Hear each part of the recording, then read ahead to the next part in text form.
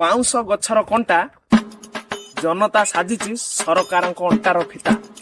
ଆମେ ଏଇ ବାଉଁଶ ଗଛକୁ ସରକାର ଓ ଜନତାଙ୍କ ମଧ୍ୟରେ ତୁଳନା କରି ଏକ ନୂଆ ଉଦାହରଣ ସୃଷ୍ଟି କରିଛେ। ଆପଣ ନିଶ୍ଚୟ ଶୁଣନ୍ତୁ, ଲାଇକ୍ କରନ୍ତୁ, ସବସ୍କ୍ରାଇବ କରନ୍ତୁ। ବାଉଁଶ ଗଛର କଣ୍ଟା ଜନତା ସାଜିଛି ସରକାରଙ୍କ ଅଣ୍ଟାର ଫିତା। ବାଉଁଶ ଗଛର ପତ୍ର ସରକାରଙ୍କ ପାଇଁ ଜନତା ଧରିବେ ଅସ୍ତ୍ର। ବାଉଁଶ ଗଛର ଅଗ ସରକାରଙ୍କ ପାଇଁ ଜନତା ହନ୍ତସତ। ବାଉଁଶ ଗଛର ଶୁଖିଲା ଛାଲି ରାଜ୍ୟରେ ଅପରାଧ ସାଜିଛି ଗୋଳାର ମାଳି। ବାଉଁଶ ଗଛର ମୂଳ ଜନତାଙ୍କ ପାଇଁ ସରକାର ହେଉଛି କାଳ। ନିହାତି ଦର୍ଶକ ବନ୍ଧୁ, ଆମେ ଆଜି ଗୋଟେ ନୂଆ ଏଇ ଉଦାହରଣ ସୃଷ୍ଟି କରିବାର ଆମର ତାତ୍ପର୍ଯ୍ୟ ହେଉଛି, ଆପଣ ମାନେ ଦେଖନ୍ତୁ ପ୍ରତ୍ୟେକ ଜିନିଷରେ ସରକାର ବଦଳୁଛି, କିନ୍ତୁ ଓଡିଶା ରାଜ୍ୟର ସ୍ଥିତି ସରକାର ଓ ଜନତାଙ୍କ ମଧ୍ୟରେ ଯେଉଁ ଗ୍ୟାପଟି ତାହା କେବେ କମୁନାହିଁ। ଆମେ ଏଇ ଉଦାହରଣ ସମ୍ପର୍କରେ ଯେତୋଟି ଜିନିଷ କହିଛେ, ଆପଣ ପ୍ରଥମ ଜିନିଷ ଦେଖନ୍ତୁ, ମୁଁ ଯେଉଁ କଣ୍ଟାକୁ ସରକାରଙ୍କ ଅଣ୍ଟାର ଫିତା ସହିତ ତୁଳନା କଲି, କାରଣ ଉଦ୍ଦେଶ୍ୟ ଦେଖନ୍ତୁ, ପ୍ରତ୍ୟେକ ଇଲେକ୍ସନ ସମୟରେ ସରକାରଙ୍କ ଜରୁରୀ ଟାଇମ ବେଳେ ଆମକୁ ସେ ନିଜର ଅଣ୍ଟାର ଫିତା ସଦୃଶ ଭଳି ବ୍ୟବହାର କରୁଛନ୍ତି। ଆଉ ଇଲେକ୍ସନର ସିଲେକ୍ସନ ହେଇସାରିଲା ପରେ ଆମକୁ ସେ ଅଣ୍ଟାର ଫିତା କାଢି ଫିଙ୍ଗି ଦେଲା ବୋଲି ଆମକୁ ଫିଙ୍ଗି ଫୋପାଡି ଦଉଛନ୍ତି। ଆଉ ସରକାର ଯେତେବେଳେ ଗଛରେ ପତ୍ର ସାଜୁଛନ୍ତି, ତାପରେ ଅପରାଧର ସୀମା ବଢି ଚାଲିଛି, ସେତେବେଳେ ଜନତା ଅସ୍ତ୍ର ଧରିବା ପାଇଁ ରାସ୍ତା ବିଚ୍ ରାସ୍ତାକୁ ଓହ୍ଲେଇ ପଡୁଛନ୍ତି।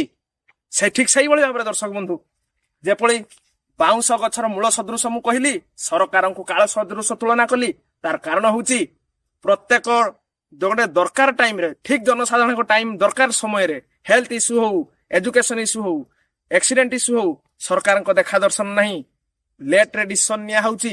ସେ କ୍ଷେତ୍ରରେ ସରକାର ଦର୍ଶକ ମାନଙ୍କ ଜନତା ମାନଙ୍କ ପାଇଁ କାଳ ସଦୃଶ ସାଜୁଛନ୍ତି। ଆଉ ଗୋଟିଏ କଥା, ଏଇ ବାଉଁଶ ଗଛର ଶୁଖିଲା ଛାଲି, ଏଇ ଯୋଉ କହିଲି ବାଉଁଶ ଗଛର ଶୁଖିଲା ଛାଲି ଏବେ ରାଜ୍ୟରେ ଅପରାଧ ସାଜିଛି ସରକାରଙ୍କ ଗୋଳାର ମାଳି। ନା ସେ ମାଳିକୁ ପଢି ପାରୁଛନ୍ତି, ନା ସେ ମାଳିକୁ ଜାଣି ପାରୁଛନ୍ତି। ମାନେ ଏତେ ଅପରାଧ ଚାଲିଛି ପ୍ରତ୍ୟେକ ଦିନ।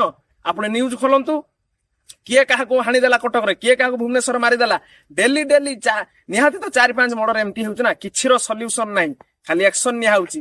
There is not solution. କୌଣସି ଜିନିଷର ଗୋଟେ ପରଫେକ୍ଟ ସଲ୍ୟୁସନ ନାହିଁ। ଆଉ ଆମେ ଯୋଉ କହିଲେ ବାଉଁଶ ଗଛରେ ଅଗ, ଜନତା ହେଉଛନ୍ତି ହନ୍ତସନ୍ତ। ପ୍ରକୃତରେ ଦେଖନ୍ତୁ, ଗଭର୍ଣ୍ଣମେଣ୍ଟ ଗାଡି, ଗଭର୍ଣ୍ଣମେଣ୍ଟ ଡ୍ରାଇଭର, ଗଭର୍ଣ୍ଣମେଣ୍ଟ ଏସିରେ ସରକାରଙ୍କ ନେତାମାନେ ଶୋଉଛନ୍ତି, ଲେଖୁଛନ୍ତି, ଖାଉଛନ୍ତି, ପିଉଛନ୍ତି, କିନ୍ତୁ ଜନତା ଏ ଖରାର ଖଟିବି 2 ମୁଠା ଠିକ ସେ ଖାଇବାକୁ ପାଉନାହିଁ, ନା ଠିକ ସେ ଦରମା ପାଉଛି। ତେଣୁ ଏଇ ଦୃଷ୍ଟିରୁ ଆମେ ଏଇ ଉଦାହରଣକୁ ସରକାର ଜନତା ମଧ୍ୟରେ ତୁଳନା କଲେ। ଦୟାକରି ଆପଣଙ୍କୁ ଯଦି ଭଲ ଲାଗିଥିବ ଭିଡିଓଟିକୁ ସବସ୍କ୍ରାଇବ କରନ୍ତୁ।